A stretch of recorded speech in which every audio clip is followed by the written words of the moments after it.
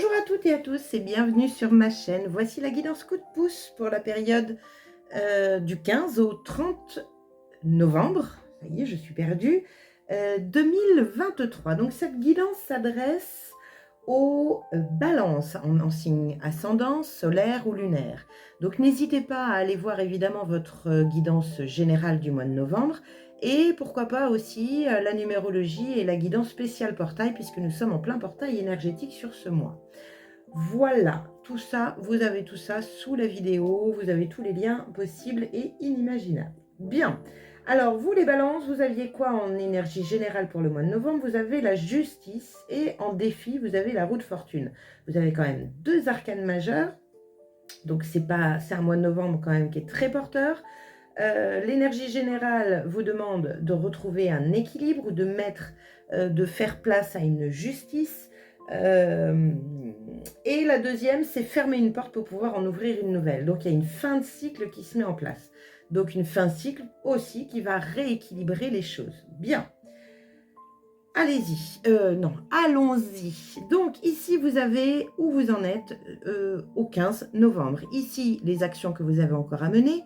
Ici, c'est le conseil de l'univers. Et on finit par quelques conseils d'oracle. Allez, c'est parti. Où en êtes-vous, chère Balance ? Nous avons le 9 de denier. Donc le 9 de denier parle d'autonomie, d'indépendance, de liberté d'agir. Là, on peut parler carrément, ça peut s'adresser à toutes les personnes qui sont en auto-entrepreneuriat, en libéral, enfin en profession indépendante, c'est possible. Le 9 de denier parle de récolter les fruits de son travail. Il peut parler aussi un petit peu de solitude, hein, parce que c'est vous seul qui agissez pour pouvoir récolter. Voilà. Qu'est-ce qu'on a d'autre avec ce 9 de denier? En tout cas, ça pousse, ça prend forme. C'est grâce à vous. Donc, c'est plutôt pas mal. Autonomie, indépendance, liberté d'agir. Bien, voyons en complément. Nous avons la reine de coupe. Bon. Reine de coupe, le côté coupe émotionnel, cœur, l'amour. Elle ne fonctionne que comme ça, il n'y a pas de mental ici. Qu'est-ce que ça veut dire? Écoutez, est-ce que ce que vous récoltez correspond bien? Est-ce que vous êtes content? Il peut y avoir une notion d'être contente de ce qui est en train de s'installer dans votre vie, c'est possible. En tout cas, il faut bien l'interroger, cette reine de coupe. Elle est très dans l'émotionnel. Bien, on continue, on va voir un petit peu le reste. Justice et roue de fortune. On arrive peut-être à la fin de quelque chose. C'est rigolo parce que ces deux cartes-là me font penser à la naissance d'un bébé, d'un projet, de quelque chose qui vous touche profondément. Bon, on continue. Quelles sont les actions encore à mener? Ouh, As d'épée. Bien.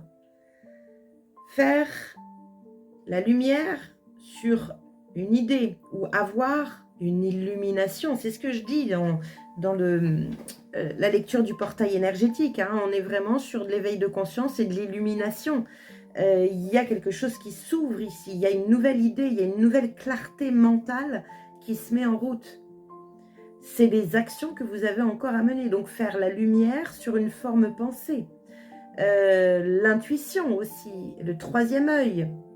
Vous avez quand même en énergie générale la justice, donc faire preuve de discernement. Il y a peut-être une vérité, ça peut être l'as d'épée, ça peut être une vérité qui arrive, une vérité par rapport à votre travail, par rapport à votre auto-entrepreneuriat, une vérité par rapport au cœur.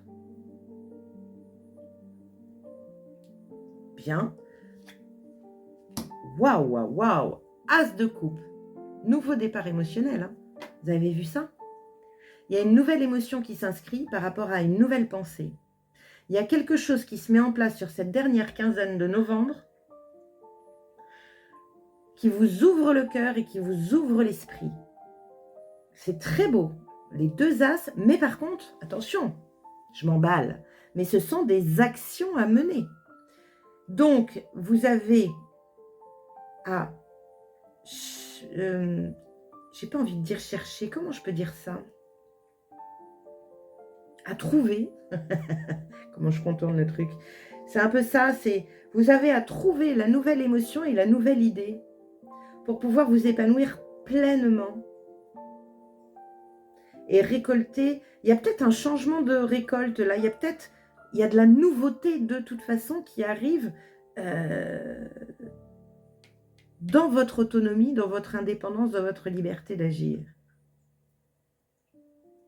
Pour encore plus être épanoui émotionnellement parlant.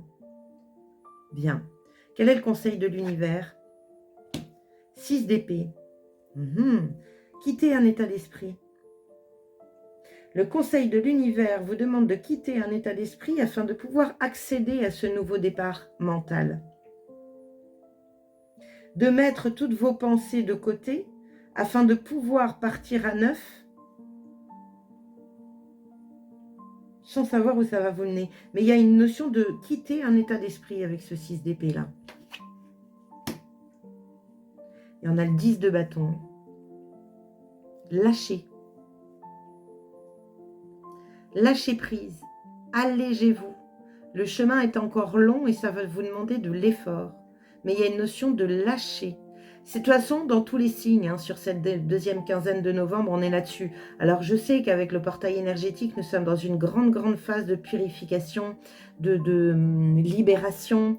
Mais pour ça, il faut vouloir lâcher les choses qui doivent être lâchées. Il y a de la nouveauté. Allez chercher de la nouveauté. Quittez un état d'esprit. Lâchez ce qui est trop lourd pour vous. Bon.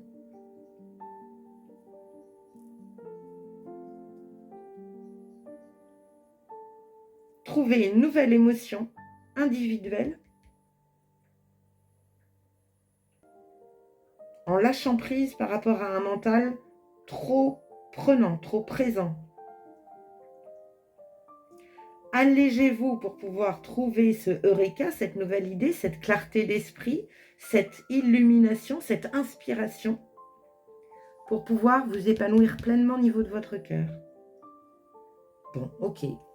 Comment faire entrer de la magie dans votre vie, chère Balance? Nous avons les fées. Découvre la magie en toi et autour de toi, tu es magique. Bien. Ça fait peut-être partie de cette nouveauté. Peut-être que là, on n'a pas le magicien, mais peut-être que vous avez une découverte d'un nouveau potentiel qui serait plutôt sur le chakra du cœur, donc peut-être un nouveau potentiel dans une ouverture de cœur qui va profondément vous montrer une vérité. C'est possible, hein?